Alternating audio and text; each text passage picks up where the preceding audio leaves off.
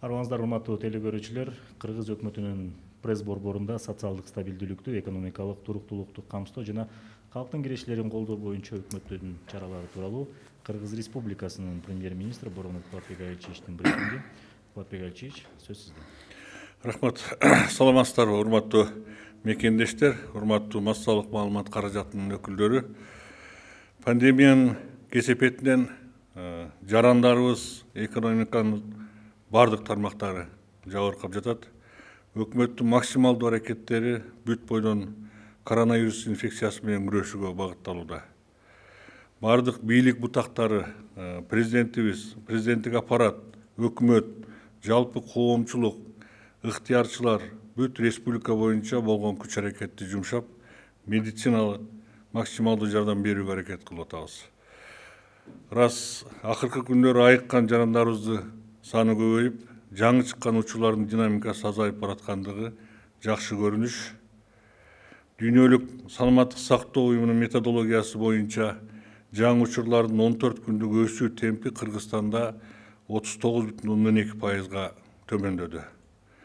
Бирок бүгүнкү күндө оорунун экинчи толкуну болбой коет деп эч ким кепилдик бере албайт. Буну дүйнө жүзүндө бүгүнкү күндө кээ бир бизге чейин коронавирусту өткөн мамлекеттердин бүгүнкү күндөгү акыбалынан байкоого болот. Бизде да кайрадан эле ошол эгерде биз бардык санитардык гигиеналык нормаларды сактап, тиешелүү чараларды көрбөй турган болсок, кайрадан күчөп кетүү коркунучу дагы эле сакталууда.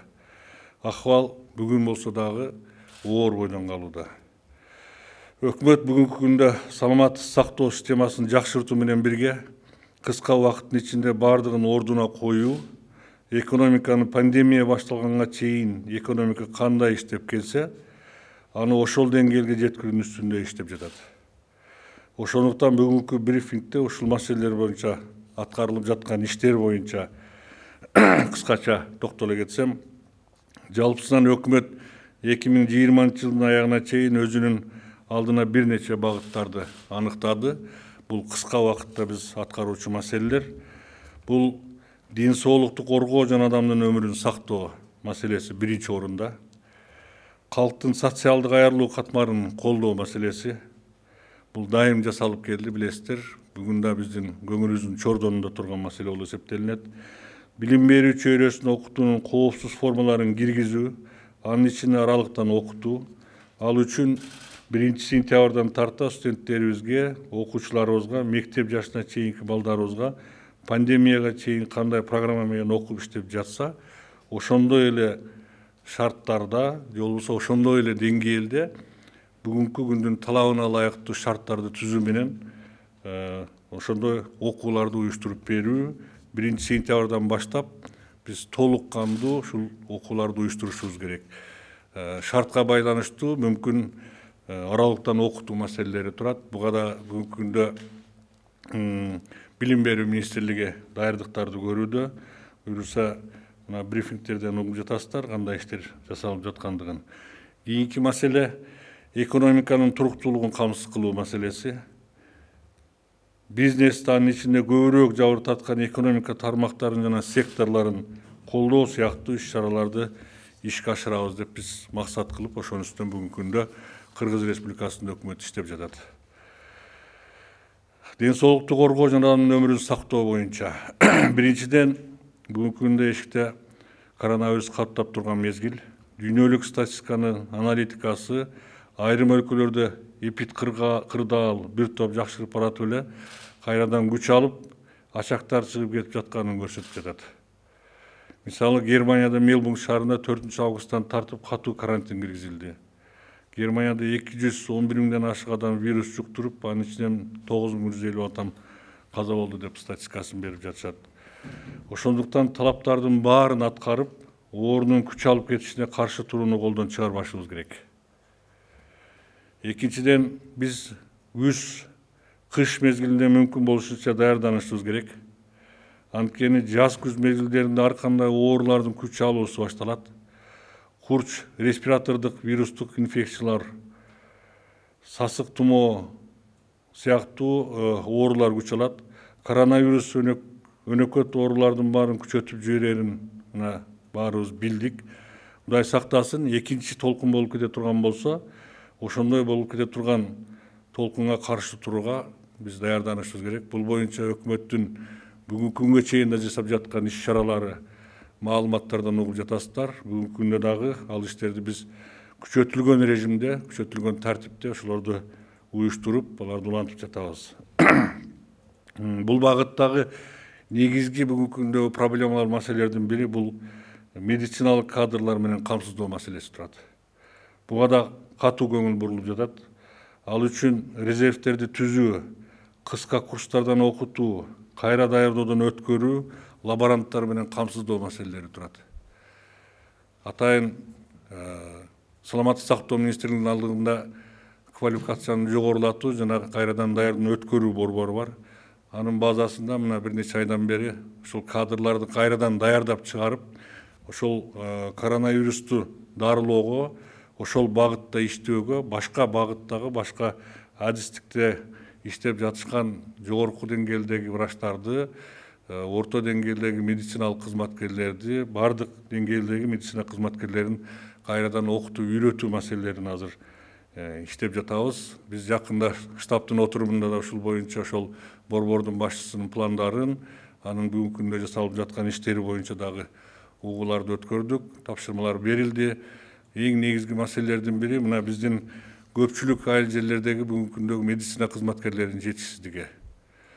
Бул маселеге абдан катуу көңүл буруп, азыркы мезгилде ошол айыл жерлеринде же болбосо областтарда медициналык билими бар, бирок бүгүнкү күндө медицина тармагында иштебей жаткан биздин жарандарыбызды дагы ишке тартуу, керек болсо кыска контракттык мезгилде иш менен камсыздоо, ошол сыяктуу андан сырткары ошо региондорго чейин онлайн режимди колдонуп, тиешелүү башка шарттардын баардыгын колдонуу менен ошол курстардан өткөрүп, медициналык кызматкерлердин санын көбөйтүп, даярдоо боюнча иш-чаралар жүргүзүлүп жатат. Андан сырткары менчиктин түрүнө карабастан медициналык жардам көрсөтүү боюнча көндүмдөргө ээ болгондорго мүмкүнчүлүктөр берилет. Баарына бирдей шарттар түзүлөт. Мындай эпидемиологиялык маалда жеке менчик клиникаларга, жеке лабораторияларга, жеке рентген компьютердик томографиялардын иштешине, алардын бул вирус менен күрөшүүгө биз менен чогуу иштешине уруксат буга чейин дагы берилген. Бул шарттарды биз bunun үстүндө жакшыртып, аларга толук кандуу укуктарды берип, тиешелүүнө жараша кимдин ошого медициналык жабдыктары бар, лабораториялар, же болбосо башка клиникалардын иштешине биз шарттарды ылайыкташтырып жатабыз. Ал үчүн 1-сентябрга карата укуктук ченемдик актыларга өзгөртүүлөрдү киргизүү боюнча документтердин пакети даярдалып жатат. Буюрса биз 1-сентябрдан баштап булардын баардыгын жогорку кеңешке киргизип, тиешелүү укуктук ченемдик актыларды кабыл алууга шарт түзөбүз. Кийинкиси Бишкектеги мурдагы Ганси деп аталган авиабаза, азыр Семетей деп аталат, аскердик тала госпитали. Буга чейин обсервация катары иштеп келген билесиздер башында. Андан кийин учурдун талабына ылайык бүгүнкү күндө ал жерде толук жабдылган, толук кандуу шарттары менен 1300 орундуу жугуштуу оорулар клиникалык ооруканасын түзгөнгө жетиштик. Бүгүнкү күндө ал жерде 1300 орундун 50 орunu реанимация бөлүмдөрү ачылды. Бул жерде реанимация бөлүмүндө дагы толук медициналык жабдуулар менен тиешелүү керегине жараша жабдылып, бүгүнкү күндө акыркы 1,5-2 айдын ичинде ошол жерде бир топ биздин жарандарыбызды дарыланып чыгышына шарт түзүлдү. Биз ойлойбуз, бул буюрса бул борборду, Семетей борборун инфекцияга каршы багытында бардык мезгилдерде иштей турган медициналык борбор катары даярдап атабыз.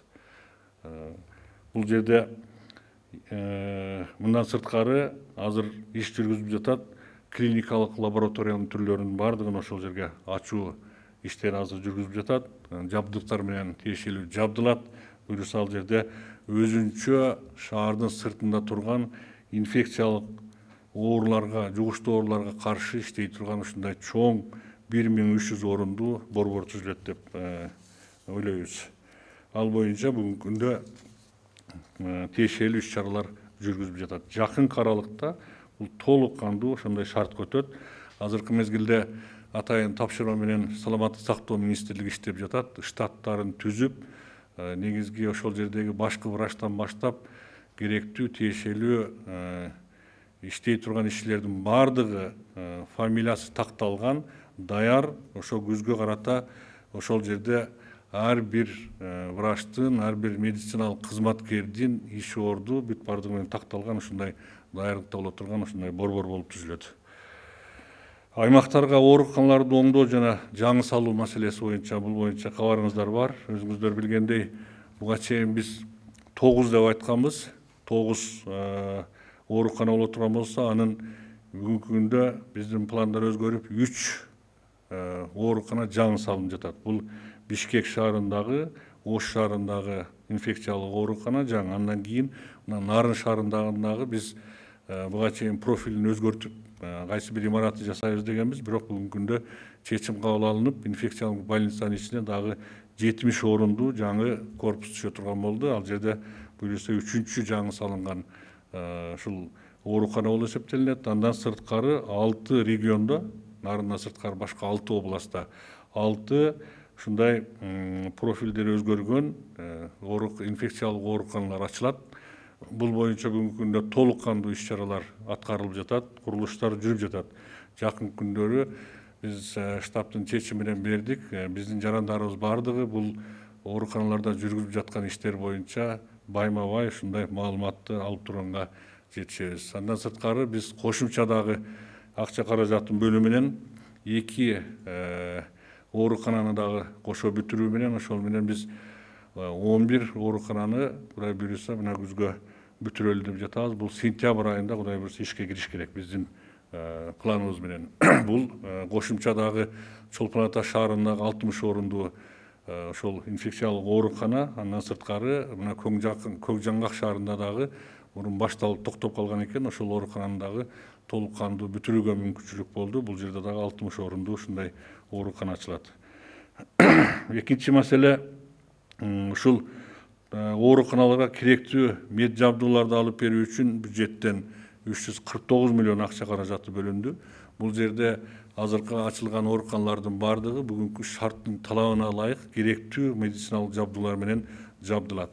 Бүгүнкү күндөгү берилген тапшырмага ылайык тиешелүү биздин мамлекеттик структуралар иш жүргүзүп жатышат, сатып алуу иштерин азыр даярдашып, Кудай буюрса ушул имараттардын оңдолуп, түзөлүп, салынып бүткөн убагына биз ал жерге баардык медициналык жабдуулар менен жабдууга жетишибиз керек. Ушунун үстүнөн катуу көзөмөлдүн алдында иш жүргүзүлүп жатат. Андан сырткары ошол ачылган биздин жаңы ооруканалардын баардыгын тиешелүү медициналык кызматкерлер менен камсыздоо боюнча дагы иш-чараны тапшырмалар берилип, бүгүнкү күндө ал боюнча дагы иш-чаралар жүргүзүлүп жатат. Андан сырткары өзүңүздөр билгендей, мына бүгүнкү күндөгү шартка байланыштуу экономиканын кээ бир тармактарын иштерин өзгөртүү, же болбосо биздин кээ бир мындай ишкерлерибиз өзүнүн буга чейинки иштеп жаткан ишканаларын башка профилге өткөрүү менен ушул медициналык жабдууларды чыгаруу маселелери дагы колго алына баштады. Айта кетсек, мындан мурун кабарыңыздар бар, айтканбыз, Ош шаарындагы машина куруу жаңы ачылган заводдо ошол жерде ишканада ИВЛ аппаратын куруу маселеси мына бүгүнкү күндө испытанияда турат, ошол эксперименталдык. Кудай буюрса, мен ойлойм, баардык талаптарга жооп бере тургандай ошол испытаниядан өткөрүп, анан биз ал жерде толук кандуу, баягы талапка ылайыктуу, бүгүнкү күндүн заманына ылайыктуу ИВЛ аппараттарын чыгарууга мүмкүнчүлүк болот. Андан сырткары дагы бир маселе, мына Дастан заводунун ишканасында бүгүнкү күндө аппарат Боброва деп коет. Ушундай бир медицинада колдонуучу аппарат бар экен. Бул жанагы борборлоштурулган кычкылтекти киргизүү жүргүзгөндө ошонун кычкылтектин басымын ошону туура берүү сыяктуу ушундай баягы ченеп турган атайын ушундай аппарат болот экен, аппарат Боброва деген. Ошол аппаратты дагы чыгарууну Дастан ишканасы бүгүнкү күндө колго алды. Андан сырткары азыркы мезгилде биз тапшырма бердик экономика министрлигине, башка тиешелүү мамлекеттик органдарга, башка да биздин ишканаларды бүгүнкү күндөгү талапка ылайыктуу ушул керектүү дагы медициналык жабдууларды чыгаруу шартына өткөрүү боюнча бул кийинки биздин тапшырмабыз. Бул мына кыш мезгили келе жатат. Ошондо ал жердеги эшик терезелер жабылып, палатадагы воздух же болбосо аба ырайын алмаштыруу маселеси турат. Эскилиги жетип, бүгүнкү күндө биздин ооруканалардагы ошол аба алмаштыруу маселеси абдан оор болуп калыптыр. Оору билесиздер, вирустук оору, ошондуктан вирусту тазалап сыртка чыгарып, палатанын ичин баягы таза аба менен камсыздап туруу үчүн атайын ошондо увлажнитель, анан кийин рециркулятор деген аппараттар болот экен. Ошолорду дагы биздин ушул өзүбүздүн ата мекендик ишканаларда чыгаруу боюнча тапшырмалар берилип, азыр анын үстүндө иштеп жатышат. Ал эми башка жабдуулар боюнча мына бет каптарды чыгаруу, бет каптын түрлөрүнүн чыгаруу боюнча бүгүнкү күндө Кыргызстанда 10 ишкана иштеп жатат. Ар түрдүү бет каптын түрлөрү чыгып жатат бул жерде. 2 слойлуу, 3 слойлуу, 4 слойлуу, анан башка респиратор сыяктуу бет каптар чыгып жатат. Алардын жалпы бир күндүк чыккан саны 600 миңге жетти бүгүнкү күндө. 600 миңге чейин ушул бет каптарды Кыргызстандан чыгып жатат. Андан сырткары 7 ишканада бүгүнкү күндө коргоочу атайын ошол биздин медицина кызматкерлери же болбосо коронавируска каршы күрөшүп жаткан биздин кызматкерлер кийип жаткан коргонуучу костюмдарды чыгаруучу ишканалардын саны бүгүнкү күндө Кыргызстанда 7ге жетти. Кудай буюрса бул дагы мен ойлойм жакшы жетишкендик деп, дагы бул бүгүнкү күндөгү биздин мүмкүнчүлүгүбүздөн чет эле буюрса башка да биздин ишкерлерибиз ушундай иштерге өтө турган болсо, мамлекет тарабынан толук кандуу жардамдарды берип, ошолордун ишканасын тезинен ишке киргизүүгө мамлекет толук шарт түзүүгө бүгүнкү күндө даяр. Пандемия кырдаалы курчуп кеткен жерлер үчүн мобилдик госпиталдарды уюштуруу маселесин дагы биз азыр иштеп жатабыз. Буга чейин атайын ошол келишим негизинде биз Кытай Эл Республикасынан 2 жаңы мобилдик госпиталды алуу пландалып жаткан. Азыркы күндө ошонун үстүнөн иштеп жатабыз. Эгер биз күзгө чейин ошону аракет кылып, мүмкүнчүлүк болуп алып кала турган болсок, бул мобилдик госпиталдардагы кайсыл региондо бизде кырдаал күчөп кете турган болсо, ошол жерге алып барып коюп, ал жерде толук кандуу лабораториясы менен башка жанагы реанимационный койкалары менен, башка койкалары менен толук кандуу болот. Биз аны дагы ошондой колдонууга мүмкүнчүлүк алабыз деп ойлойм. Бунун үстүнөн дагы тиешелүү министрликтер иш жүргүзүп жатышат. Ал эми Кыргызстанда бүгүнкү күнгө чейин коргоо комитетинин базасында мындай госпиталдан бирөө бар бүгүнкү күндө. Аймактарда тез жардам унаалары боюнча маселе абдан курч. Ошондуктан кошумча тез жардам унааларын сатып алууга өзүңүздөр билгендей 145 миллион сом акча баягы коопсуз шаар долбоорунан түшкөн каражаттын эсебинен бөлүндү. Буюрса бул боюнча азыр иш чаралар жүргүзүлүп жатат. Азыр кайсыл маркадагы ошол унааларды алуу маселеси чечилип жатат. Жакынкы аралыкта мен ойлойм бул маселени дагы биз алып, жалпы эсеп менен алганда бир 40-тын тегерегиндеги ошол унааларды биз ушул суммага алганга мүмкүнчүлүк бар экен. Азыр адистер иштеп жатышат. Мындан сырткары алдын алуучу профилактикалык иш чаралар күчөтүлөт. Сезондуу курч, респиратордук вирустук инфекция, ОРВИ деп коет, жана сасык тумоо, гриппке каршы эмдөө иштери жүргүзүлөт. Буну биз башка жылдарга салыштырмалуу быйылкы жылда абдан катуу мындай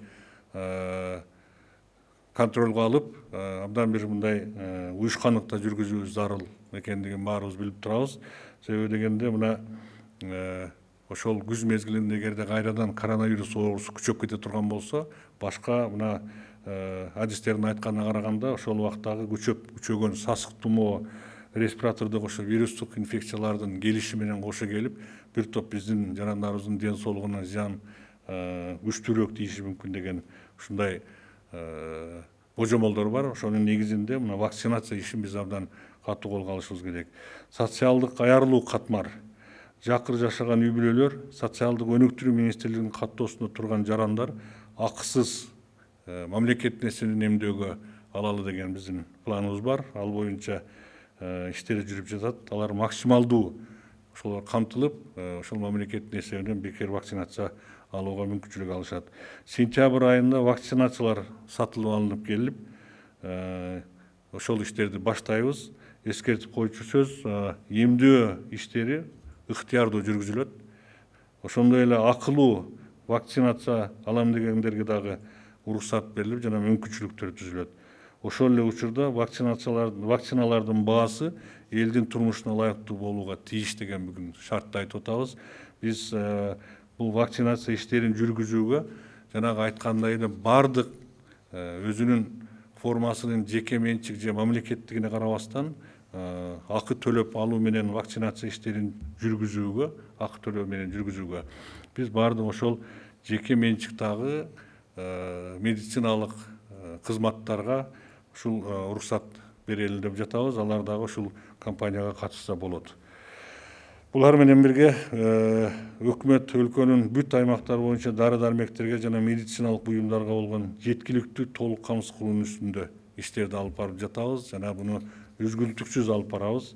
Азыркы мезгилде материалдык резервтер фондунун базасында илгери жок болуп кеткен ошол биз коронавируска каршы колдонула турган 39 дарынын түрүнүн базасын же болбосо ошонун мамлекеттик резервин түзүүнүн үстүнө иштеп жатабыз. Азыр сатып алуу иштеринин процедурасы жүрүп жатат.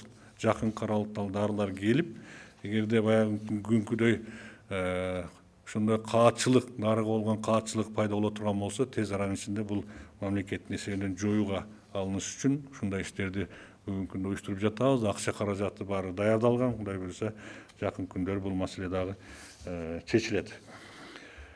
Социалдык багытка арналган жумуштар боюнча социалдык чөйрө өкмөттүн жана президентибиздин негизги артыкчылыгы болуп келген жана болуп кала берет. Буну баарыбыз бүгүнкү күндөгү шартка байланыштуу иштерден байкап жатабыз деп ойлойм. Бюджеттик татаал кырдаалга карабастан биз авариялык абалда мектептерди оңдоо иштери 20-жылдын аягына чейин бүтүрүүнү камсыздайбыз. Расмий түрдө айтып коелу, кайсы мектептер бүтө турганы боюнча бул негизинен бүгүнкү күндө мына сыртта, башка жакта, мисалы үчүн мына Москва районунда 1-май мектеби 1931 салынып, бүгүнкү күндө жараксыз болуп, ал жердеги окуучулар мына пионер лагеринин имаратында окуп жатышкан. Актала районундагы Аккыя мектеби 275 орундуу, Ашар жолу менен салынып, жараксыз болуп, бул да сыртта окуп жатышкан. Кочкор районундагы Туз мектеби Мүрзөнүн үстүнө салынып калган мектеп экен, бул дагы окуганга болбой калган мектеп. Нарын районундагы Эмгек Тала, Кеңеш айылдарындагы мектептер контейнерде окуп жатышкан. Мына билесиздер, былтыркы жылы ушул боюнча атайын массалык маалымат каражаттарын ачып, бир топ маселелер козголуп, убактылуу ошол окуп турууга шарттар түзүлгөн болчу. Буну буюрса быйыл биз толук бүтүрүп, нолдон баштап ушуларды берели деп атабыз. Кара Суу районундагы Актерек мектеби, бул жерде дагы окуучулар лагерде окуп жүрүшкөн буга чейин. Ноокат районундагы Жаш айылынын мектеби 275 орундуу. Өзгөн районундагы Коңкошук мектеби окуучулар 8 жеке менчик үйлөрдө окуп келишкен. 375 орундуу мектеп курулуп бүтүп жатат бул жерге. Ошондой эле Өзгөн районундагы Кысык Алма мектеби 200 орундуу. Булар буга чейин мына окуучулар колхоздун конторасында окуп келишкен экен. Кара Бура районундагы Көкдөбө айылдык мектеби, бул жанагы илгерки финский дом деп коет, ошондой конструкция менен салынган мектеп экен, жараксыз болуп калган, аны дагы кайрадан бүткөрүлүп жатат. Талас районунда Нанаев мектеби, бул дагы 450 орундуу чоң мектеп, бул дагы буюрса быйылкы жылы бүткөрүлөт. Булардын баардыгынын акча каражаттары чечилген, тийиштүү кызматтар бүгүнкү күндө иштеп жатышат. Окуу жылы башталганга чейин бул мектептердин бир тобун бүткөрүүгө аракеттер болот. Негизги план боюнча биз 1-сентябрга бүткөрүшүбүз керек болчу. Бардыгын мен ойлойм, биз бардык болгон аракеттерди жасап, ушул убагында бүткөрүүгө аракет кылабыз. Мына коронавирустун кесепетинен мына 3-4 айга чейин бардык пландалган жумуштар артка кетти. Ошого карабастан биз толук кандуу быйылкы жылдын эсебинен бүтүрүп, ушуларды ишке киргизебиз. Мындан сырткары капиталдык салымдарда башка дагы булактардан жасалып жаткан социалдык объекттер бар, больницалар бар, ооруканалар, ФАПтар, мектептер бар. Алардын бардыгы өзүнүн баягы планына жараша бүгүнкү күндө иштери жүргүзүлүп жатат. Алар боюнча дагы маалыматтарды беребиз. Кийинки багыттагы иштерибиз ишкердик секторду колдоо жана өлкөнүн финанс системасынын туруктуулугун камсыз кылуу, бюджеттин киреше бөлүгүн толуктоо багытындагы иштер. бизнести колдоо боюнча кошумча чаралар көрүлбөсө жана экономиканы керектүү финансылык ресурстар менен камсыз кылбасак, экономикалык активдүүлүктү калыбына келтирүү мүмкүн эмес. Бүгүнкү күндө өкмөт насыянын негизги суммасы боюнча мөөнөтүн 3 айга узартты. Билесиздер, пролонгация кылып бергенбиз. Биз атайын коронавирус пайда болгон убактан баштап ошол экономиканын бир нече пландарын, экономиканын темпин сактап калуу, ошону кайра жолго салуу боюнча пландары, өкмөттүн кризистик пландары иштелип чыккан. Ошонун негизинде мына 3 айга чейин узартуу берилген. Азыркы шарттарда биз ойлойбуз, мына бүгүнкү күнгө чейин ушул коронавирустун шартында экономикабыз иштеп жатат. Кээ бир биздин ишкерлерибиз бүгүнкү күндө өтө кыйын акыбалга келип калган учурлар болду. Кээ бир биздин ишканалар бүгүнкү күндө токтоп калган убактар болуп жатат. Ошого байланыштуу биз бул маселени дагы азыр изилдеп жатабыз. Колдон келе турган болсо дагы кандайдыр бир башка жеңилдиктерди карап, буларга бүгүнкү күндө шарттарды түзүүгө, токтоп турган ишканалар иштеп кетүүсүнө, ошондой эле тиешелүү жардамдарды, кредиттерди, финансылык жардамдарды берүүнүн үстүнөн дагы биз ишти токтотпостон үзгүлтүксүз иш жүргүзөбүз. Мындан тышкары бул чара, мына пролонгация маселеси, суммаларды башка дагы могул кредит алгандарга колдонулушу керек. Бул боюнча да азыркы мезгилде иш жүргүзүлүп жатат. Мисалы үчүн мына айтсак, биздин мамлекеттик ипотекалык компаниядан бүгүнкү күндө 4650 адам үй алган. Булар дагы ай сайын төлөй турган төлөмдөрү бар. Бул жерде дагы абдан көп суроолор пайда болуп, мына элдерибизден кайрылуулар келип түшүп жатат. Бунун дагы маселеси боюнча азыркы мезгилде өкмөт атайын иш чараларды жүргүзүп жатат. Колдон келсе, мен ойлойм, буларга дагы ушундай эле жардамдарды берүүнүн үстүнөн биз кандайдыр бир иш чараларды жүргүзүүбүз зарыл.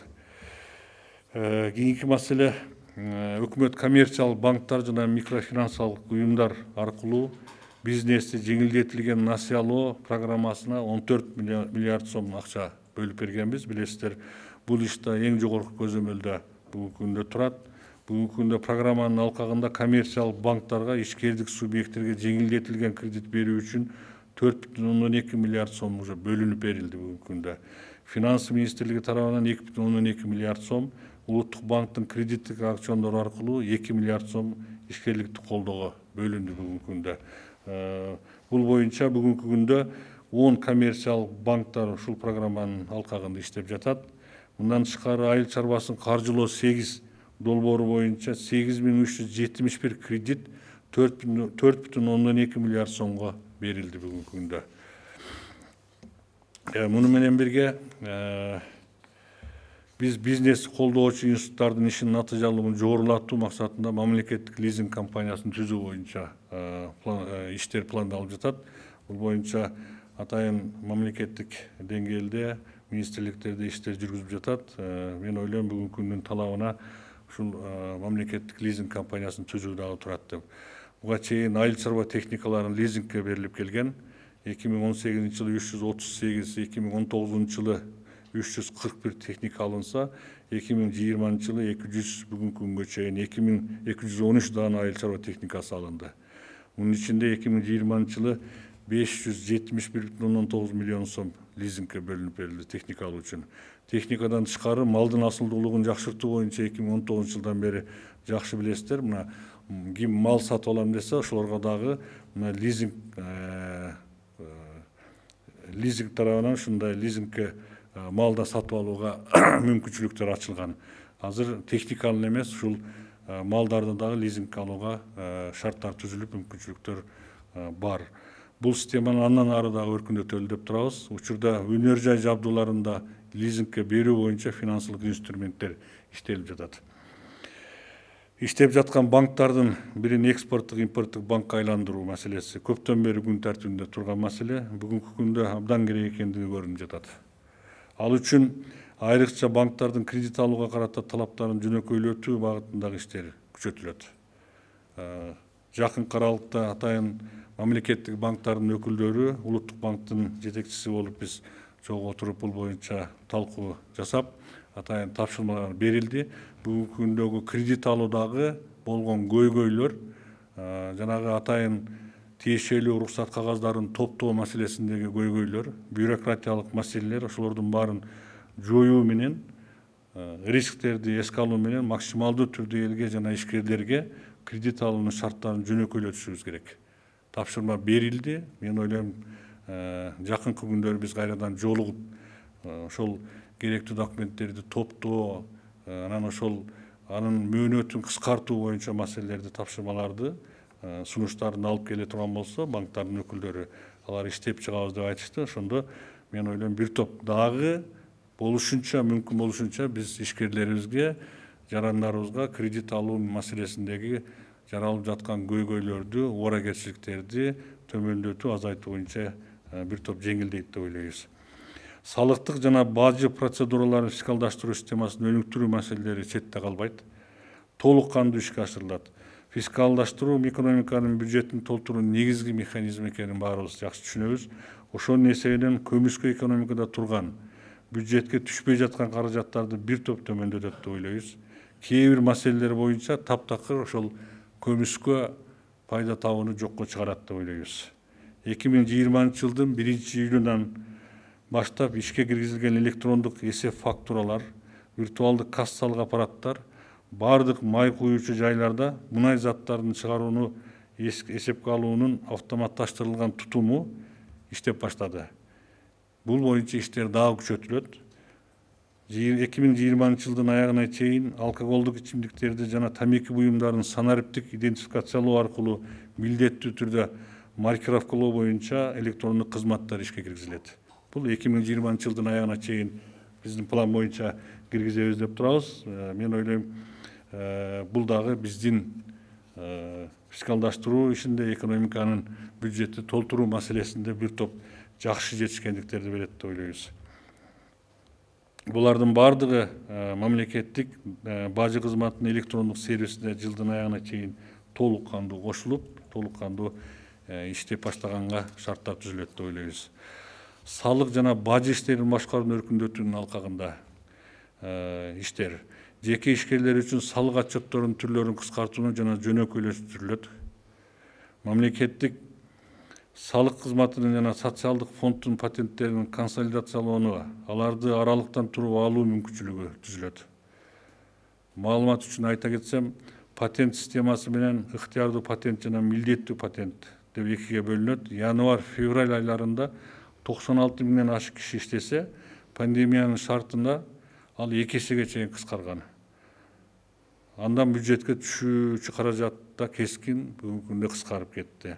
Айтсам, март айында 58 миң адам патент алса, апрель айында 19.762 гана адам патент алган. 2 эседен да көп төмөндөп кеткен. Бюджетке февраль айында 219 миллион акча каражаты патенттен түшкөн болсо, апрель айында болгону 30 миллион сом түшкөн. Январь айында патенттен 223 миллион сом каражат түшсө, июль айында 136 миллион сом түшүп, 2 эсеге азайып кеткен. Негизги бүгүнкү күндөгү өкмөттөгү экономиканы жандандыруу, ошондой эле коронавируска каршы туруудагы иш-чараларды жүргүзүү боюнча кыскача маалыматтар ушундай. Урматтуу замандаштар, урматтуу мекемдештер, мындан башка дагы күндөлүк жасалып жаткан иш-чаралар бар. Алардын бардыгын мага чейин дагы, менден кийин дагы министрликтердин деңгээлинде жасалып жаткан иштерди, кээ бир экономиканын тармагында буга чейин иштебей калып туруп калган ишканаларды кайра жандандырып иштетүү маселелери боюнча дагы иштер унутулган жок. Алар дагы жүргүзүлүүдө. Мына 1-2 күндөн кийин буга 5 жылдан бери иштебей турган Кара Балта спирт заводун ишке киргизүү маселеси турат. Толук кандуу бүгүнкү күндө даяр. Ал жерде дагы буйруса иштеп баштаганда 200-300 жумушчу орундары түзүлүп, бүгүнкү күндө бул дагы биздин экономикабызга өзүбүздүн баягы жардамын, салымын кошот деп ойлойбуз. Алкоголь тарабында бир топ иш-чаралар жүргүзүлүп жатат. Алкоголдук продукцияны өндүрүү, сатуу маселеси боюнча азыркы мезгилде өзүңүздөр билгендей, акыркы мезгилдерде бул акыркы жылдарда 4 эсеге чейин азайып кеткен. Bunun бардыгы бүгүнкү күндө ошол көмүшкө өтүп кеткендигинин белгиси деп ойлойбуз. Ошондуктан биз бул маселеге дагы катуу көңүл буруп, ошого окшогон бүгүнкү күндө иштебей калган, же болбосо көмүшкөдө калган маселелердин бардыгын чыгаруу жолдору менен ошол биздин бюджетибизди кайрадан ордуна келтирип, экономиканы ордуна келтирип, толбой жаткан, бүгүнкү күндө түшпөй жаткан ошо бюджеттин каржы булактарын баарын таап, кайрадан экономиканы пандемияга чейинки шартка чыгаруунун үстүнөн иштейбиз деп мен сиздерге айта аламын. Маалыматым бүттү. Көңүл бурганыңыздарга чоң рахмат. Аягында айтчу маселе, урматтуу мекендештер, бүгүнкү күндө мына биздин статистика боюнча күндө жаңы оорулардын пайда болушу, анан ооругандардын айыгып чыгышы бир топ жакшырды десек болот. Себеби дегенде анан оорудан айыгып чыккандардын саны күндө табылгандардан 2 эсеге чейин бүгүнкү күндө көп болуп жатат. Бирок жана мен айткандай, шарт дагы эле оор, кырдаал оор. Бүгүнкү күндө биз жакшы болуп калды деп бардык буга чейинки мына кырдаал башталгандагы карманып кээ бир мына Бишкек шаарынан эле байкасаңыздар, элдин баары маска тагынып, анан кийин көчөгө көп чыкпай, көчөдө элдин саны суюлуп, ушундай акыбалдар түзүлүп, бардыгы кармана баштады эле. Акыркы бир жумадан бери карап отурсак, кайрадан дагы ошол шарттар жакшы кармалбай атканы байкалып атат. Бул эмнеге алып келет? Бул кайра эле ошол оорунун күчөп, оорунун жугушу дагы жогорку деңгээлге чыгып кетишин шарт түзүп жатат деп адистердин айтуусу боюнча. Ошондуктан мен, урматтуу мекендештер, бул Бишкек шаарында эле эмес, бардык республиканын аймагында бүгүнкү күндө дагы чыдап, санитардык эпидемиологиялык шарттарды, эрежелердин баарын толук кандуу сактап, бул баягы өзүн өзү баягы дистанциядаштыруу боюнча, же болбосо арылануу боюнча ошол маселелерди четке какпастан бүгүнкү күндө бошомдотпой ишти алып барышыбыз керек. Мамлекеттик органдар толук кандуу буга чейин кандай шарттарда иштеп келсе, ошондой эле шартта күчөтүлгөн режимде иштейт. Элибизден, жарандарыбыздан сурана турган маселе сиздерден бир гана нерсе, санитардык, гигиеналык, эпидемиологиялык нормаларды сактап бериңиздер. Буюрса, биз баарыбыз бирге бул ооруну жеңип, буюрса мурунку шарттагы акыбалга келгенге баардык күч аракетибизди жумшайбыз жана ишенебиз дагы. Рахмат көңүл бурганыңыздарга. Чоң рахмат, урматтуу телекөрүүчүлөр. Сиздер Кыргыз Республикасынын премьер-министри Боронхотбек Айылчевичтин социалдык стабилдүүлүктү, экономикалык туруктуулукту камсыздоо жана калктын кирештерин колдоо боюнча өкмөттүн чаралары тууралуу брифингине күбө болдуңуздар. Көңүл бурууңуздарга чоң рахмат.